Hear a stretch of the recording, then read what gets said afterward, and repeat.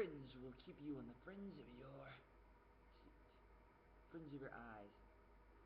I started watching it when it first came on in 2008, and then I wasn't watching it, and then I watched it again like a year later or 2 years later.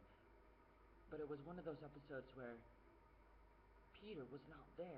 One of the main protagonists is Peter, the son of Walter Bishop. And then I kind of assumed that they threw him off the show. So then I didn't want to watch it again. But then about a month ago I started watching all the episodes, and I went through some marathons, and now I finished it just yesterday. Right now it's 2013, November 6th. It's a Wednesday. Well, at least in this universe, in this parallel universe. Doesn't that make you wonder? Do you ever just think about those things? Like, are there parallel universes? Are there alternate timelines? I'm a really big fan of all these different things. I'm a fan of Star Trek and Star Wars and The Matrix and all the different things that are sci-fi. As long as it's not too unbelievable. As long as it fits my kind of logic, I really like it. It's just, like, sometimes I kind of wonder about a few of the things in the show. For example, how does Peter come back after he's erased? And like at the end, I noticed how the girl, who's her name, the wife of Peter, she squishes the main observer with 2 cars. Did I say spoiler alert? I don't care anymore. I'm here to spoil you. But life is full of spoils, and you can't avoid spoils. And you can't avoid disasters. And that's what you find out in Fringe. And it's disastrous, it's monstrous, it's monstrous. It's horrible, it's devastating. And also very loving.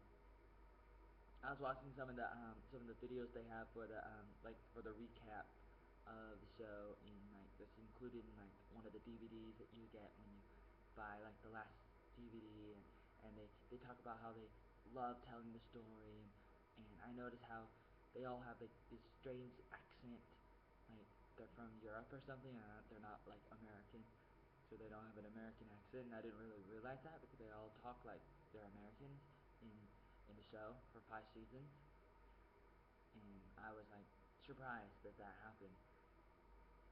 But it's normal. That's normally what happens, even for Patrick Stewart, who plays Jean-Luc Picard, the captain of the USS Enterprise in Star Trek. He has that accent too, because he's from Europe. Some country in Europe. I wouldn't know which one exactly because I've never been there, but I want to give this TV series, Fringe, all the stars I can. And I think it kind of starts out slow and ends a little too fast. However, for the most part, it's a really excellent series. For example, the main, the boss, the one boss dude, the black guy, General, what's his name, Major Burroughs. You may not like him at first because he's very serious and it's very hard on people, but then it turns around full circle in a way, because at the end of the series, in the last season, you see that he's still there and he's still being like a spy.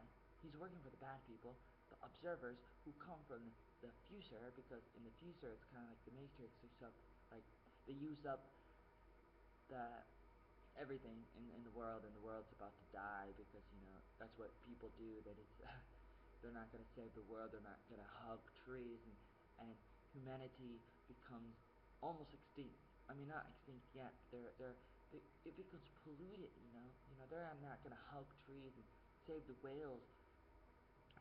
About 500 or 600 years in the future, these people, they become so smart that they invent things to stick in their head, but then they're about to destroy the world, so they go back in time and they take over the present world in about like 2030, and Lieutenant Burl, the black guy, he's there and he's still in command and he's helping out, but it's like he has to be tough and he has to make sure people don't read his mind.